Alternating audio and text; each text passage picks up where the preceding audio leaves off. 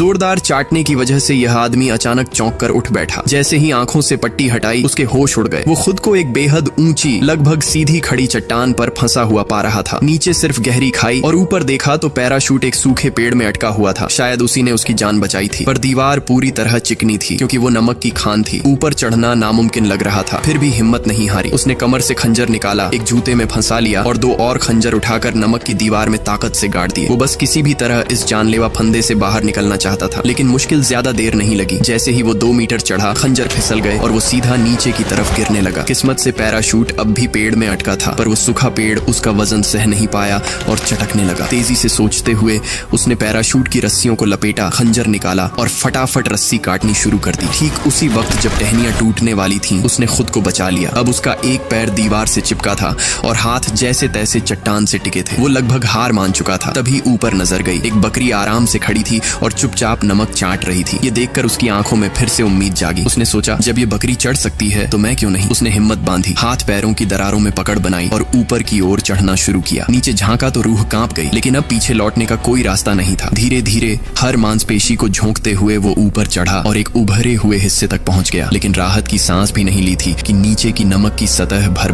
कर गिरने लगी। चट्टानों की आवाज गूंज उठी। उसने किसी तरह खुद को संभाला और आखिरी बार जोर लगाकर छलांग मारी। उसके हाथ चट्टान के किनारे तक पहुंच चुके थे, पर अब ताकत जवाब दे रही थी। तभी ऊपर से वही बकरी आ गई और गुस्से से उसे घूरने लगी। एक झोंके में उसने आदमी को टक्कर मार दी। सौभाग्य से उसका एक हाथ अब भी पकड़ में था। उसने खुद को ऊपर खींचने की कोशिश की, लेकिन बकरी दोबारा हमला करने दौड़ी। इस बार आदमी ने उसके सींग पकड़ ली। बकरी घबरा गई और पीछे हटने लगी और उसी खींचतान में वो आदमी ऊपर खींच गया। आखिरकार वो चट्टान के ऊपर गिर पड़ा, थका, हांफता मगर जिंदा। कुछ देर लेटा रहा, फिर बकरी की ओर देखा, हाथ बढ़ाया और उसके सिर को हल्के से सहला दिया। उसकी आंखों में अब डर नहीं, सिर्फ सुकून और शुक्रिया था। दोस्तों, अगर आप पार्ट 2 भी देखना चाहते हो तो कमेंट में जरूर बता देना।